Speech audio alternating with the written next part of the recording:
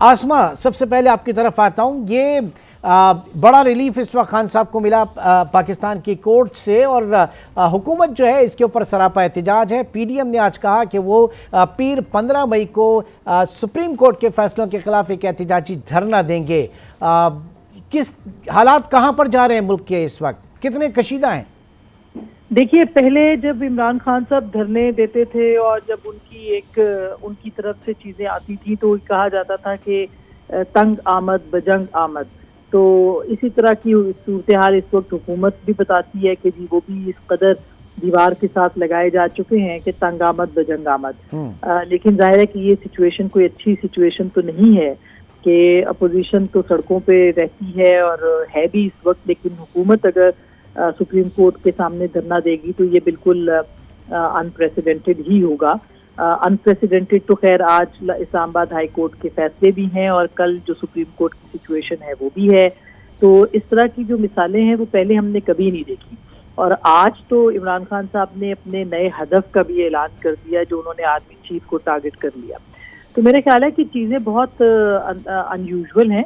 और अलमिया ये है इमरान कि हमारे यहाँ खबर शुरू होती है इमरान खान साहब को रिलीफ मिल गया और खबर ख़त्म होती है कि इमरान खान साहब को ज़मानत मिल गई। इसके अलावा ना टीवी पे कुछ है, ना आवाम का कोई पुरसाने हाल है। हुकूमत पहले ही महंगाई कर चुकी है और आवाम को कोई रिलीफ कहीं से नहीं मिल रहा है। एक सिर्फ आवाम है जिनके मुकदमे जो हैं वो अदालतों के अंदर है, उनकी कोई सुनवाई नहीं है। महंगाई बढ़ती चली जा रही है, कोई गवर्नेंस नहीं है। अब ये बताइए कि क्या होने जा रहा है? 14 मई के बाद इलेक्शन तो होते नजर नहीं आ रहे, अब क्या होने जा रहा है? आगे क्या चीजें आ रही हैं? कंटेम्प्ट ऑफ कोर्ट, आपको लग रहा है कि इस वक्त तौहीन अदलिया जो है वो तौहीन अदालत में बड़ी बड़ी शख्सियात के नाम आएंगे या उनके ऊपर आएगी?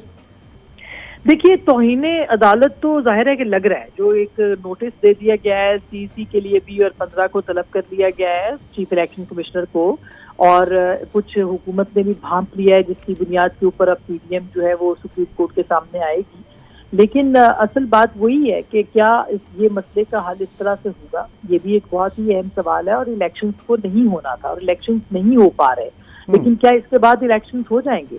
और सुप्रीम कोर्ट के का जो एक मतलब तौहीन अदालत तो हो रही है, मगर जो तौहीन पार्लियामेंट हुई है या जो तौहीन आइन हुई है कि एक पहले 90 दिन में इंतखाबात ना करवाने के लिए और फिर उससे पहले 63A की जो तशरीह हुई है, तो मेरा ख्याल है कि बहुत सारी चीजें हैं इसमें। इस वक्त तो पूरी तौहीन पाकिस्तान हो रही है।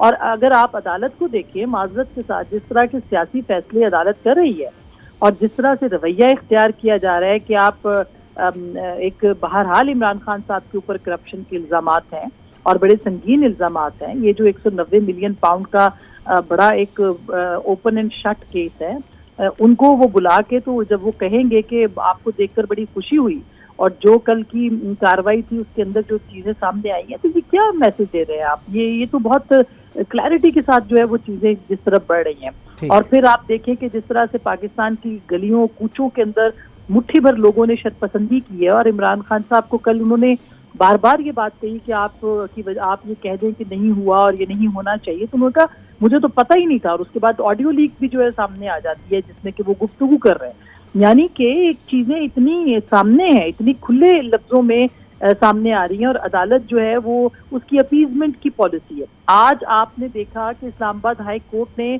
आइंदा होने वाले मुकदमात में भी गिरफ्तारी से रोक दिया। क्या आपने कभी पाकिस्तान में ये देखा है जहाँ पे हजारों ने लाखों केसेस इस वक्त जो है पाकिस्तान की अदालतों में पड़े हैं, मगर उन लोगों को इंसाफ नहीं मिलता? और यहाँ पर आइंदा जो कि ख्यालों में भी कोई होंगे अगर मुकदमात इमरान खान साहब के खिलाफ, तो उनके ऊपर भी अमल दरामद करने से रोक दिया गया। ये कौन सा पाकिस्तान है?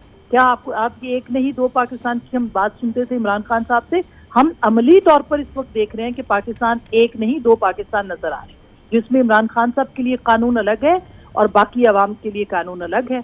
रात को अदालतें खुल जाती हैं, अचानक अदालतें जो है सामने आ जाती हैं। जरा इसी हालात को रखते हैं